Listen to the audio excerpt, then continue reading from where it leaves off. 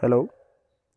In today's session, we will discuss about tool life, Taylor's tool life equation, and properties of cutting fluids and properties of cutting fluids.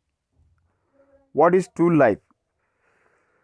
Tool life can be defined as the total cutting time accumulated before tool failure occurs. Means before the tool failure, what is the total cutting time it has stand, or the effective cutting time between resharpening. So when you start using the cutting tool till it get wear and resharpening, the tool has to withstand. Means overall, you can say when you start using some particular carbide tip tool, that tool normally comes around for machining 1000 job or 500 jobs, depends on the hardness of the tool, and in between we need to do resharpening.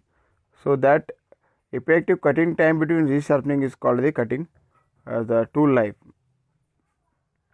So here whenever the wear reaches a certain value, the tool is not capable of further cutting unless it is whenever the wear reaches means some particular level, that's what I told now, after machining of 500 job, or sometimes it is only after machining 100 or 50 job, the tool will get wear.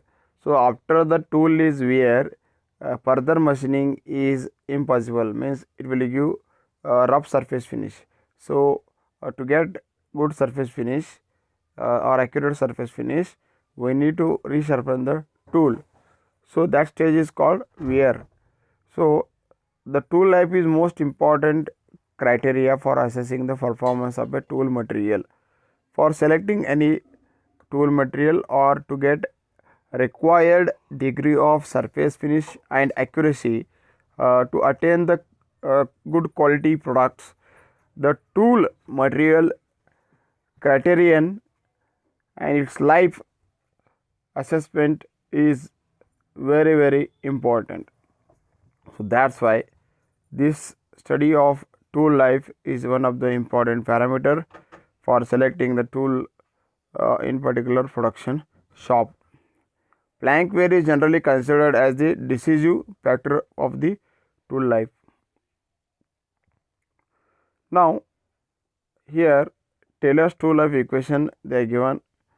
The relationship between cutting speed and tool life can be determined from the plots of wear rates at various cutting speeds. So here I think from our syllabus point of view, it is not much important and it is difficult to you people.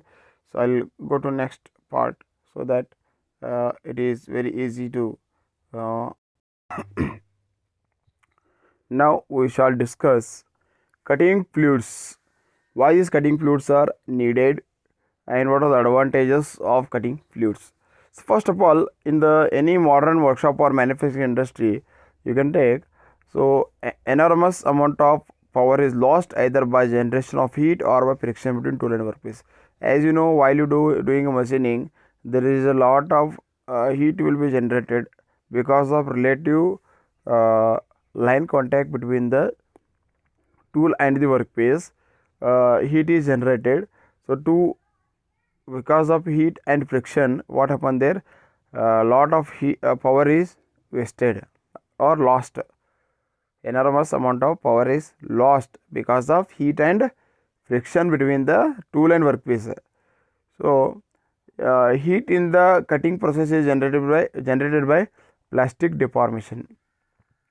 So how this heat is generated? Because of plastic deformation and by chip tool friction, and amount of power lost due to the generation of heat varies from 20 to 30%, and hence to reduce it, the use of cutting fluid is very much necessary.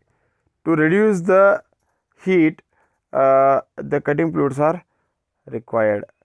The cutting forces can also be reduced by using suitable cutting lubricants. Advantages of using cutting fluids I will explain now.